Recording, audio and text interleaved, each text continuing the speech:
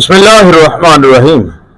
چونٹی میرے اللہ کی ادنا سی مخلوق ہے، لیکن آپ اس کی ذہانت پہ فطانت پہ حیران ہوں گے کہ اللہ رب العالمین نے ادنا سی مخلوق کو، جس کا دماغ سوئی کے نکے کے برابر ہے، کیسی اللہ نے اس کو ذہانت دے دی ہے۔ یہ کبھی بھی جھوٹ اور دھوکہ فراڈ برداشت نہیں کرتی، نہ آپس میں کسی سے دھوکہ فراڈ کرتی ہیں اور نہ یہ برداشت کرتی ہیں۔ وہی بات حدیث مبارکہ والی، المومن لا یخدع ولا یخدع، مومن وہی ہوتا ہے جو نہ تو دھوکہ دیتا ہے اور نہ دھوکہ کھاتا ہے۔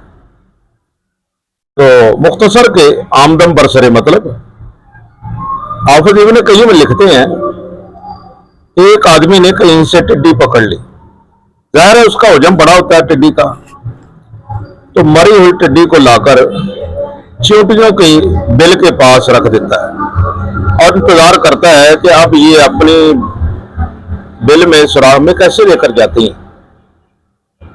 ایک چیونٹی نے اسے دیکھ لیا، اچھا یہ ہمت میں بہت زبردست ہوتی ہے، ہمت نہیں ہارتی، اپنے سے کئی گنا وزن بھی ہونا کھینچنے کی کوشش ضرور کرتی ہے۔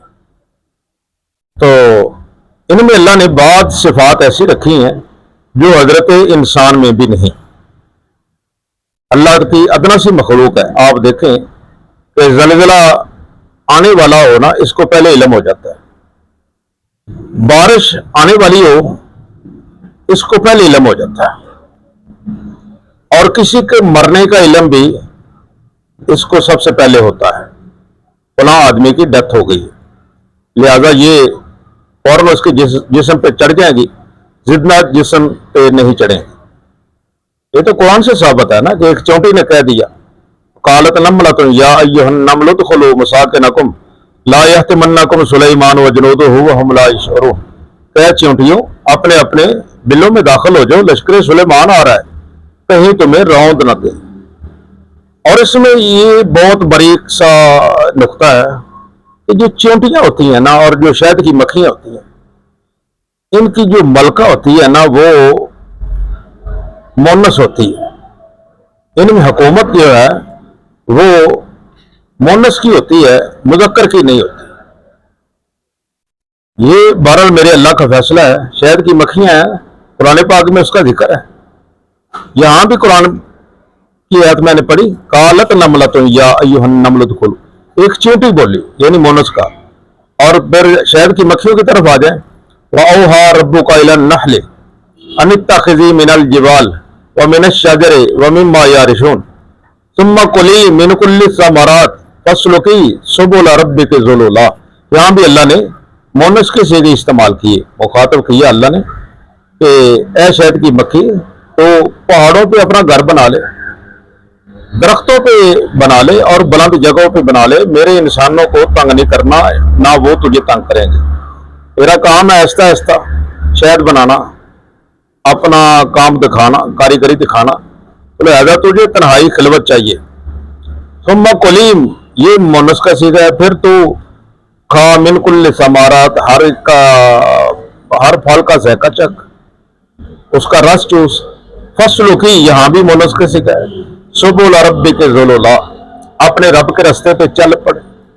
مولانا روم رحمۃ اللہ علیہ فرماتے ہیں یہاں سے مراد ہے کہ اب میرے محبوب کے اوپر درود و سلام پڑھتے جا، اور وہ جو تو نے رس چوسا ہے نا اس میں میں مٹھاس پیدا کر دوں گا۔ سبل ربک، رب کا راستے پہ چل، رب کا راستہ تو یہی ہے نا، ان اللہ و ملائکتہ یصلون علی النبی۔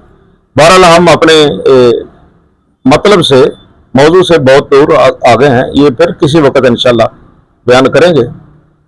تو حافظ ابن قیم فرماتے ہیں کہ مری ہوئی ٹڈی جب آدمی نے چیونٹیوں کے سوراخ کے پاس رکھی تو ایک چیونٹی نے یہ منظر دیکھ لیا، وہ آئی اور آ کر اس کو کھینچنے لگی اپنے بل کی طرف، سوراخ کی طرف، کہ چلو سردیوں کے لیے ذخیرہ کرتے ہیں۔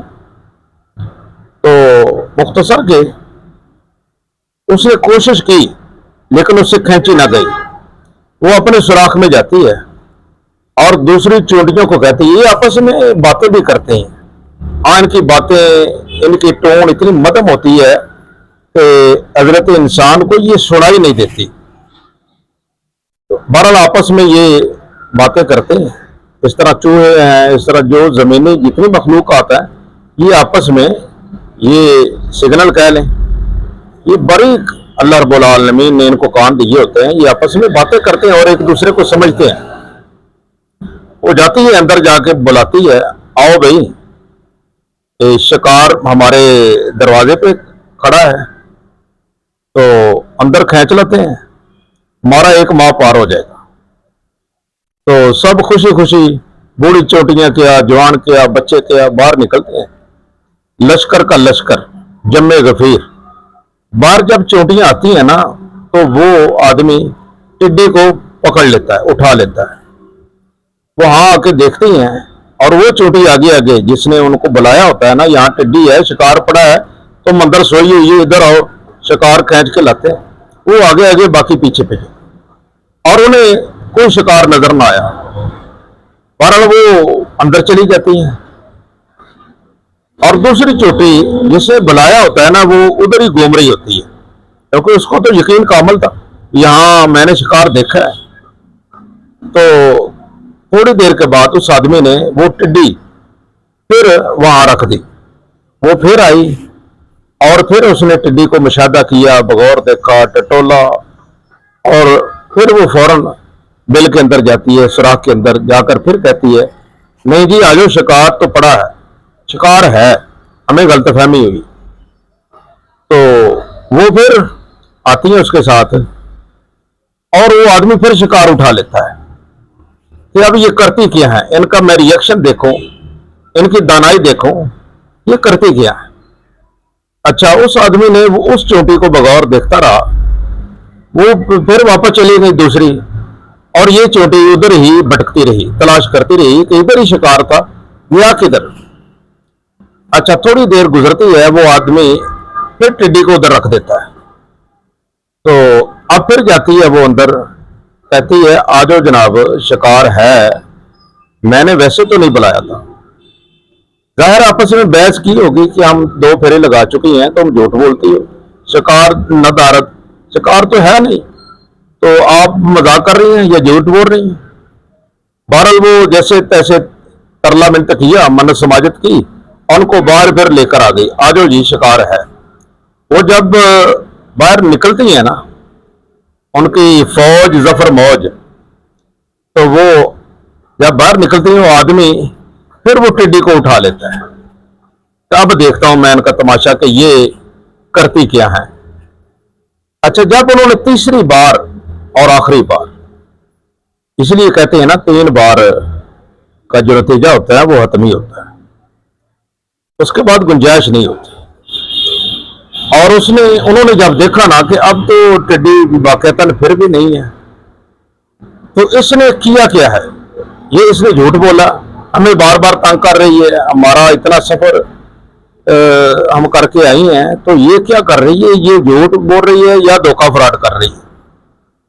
تو انہوں نے جانے کی بجائے غصے میں تھی, اس چونٹی پہ دعویٰ بول دیا,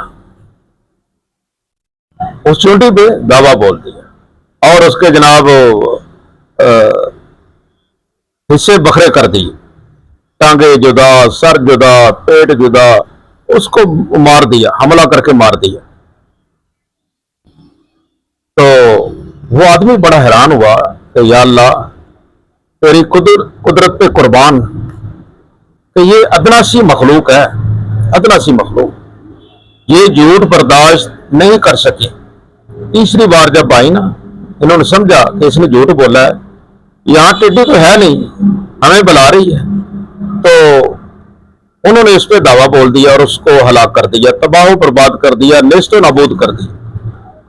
یعنی انہیں بھی غصہ آتا ہے, انہیں بھی غیرت آتی ہے, اور وہ بھی برداشت نہیں کر سکتے. یعنی جھوٹ کو گوارا نہیں کرتی, پسند نہیں کرتی, جھوٹ کو برداشت نہیں کرتی, جھوٹے لوگوں کو پسند نہیں کرتی.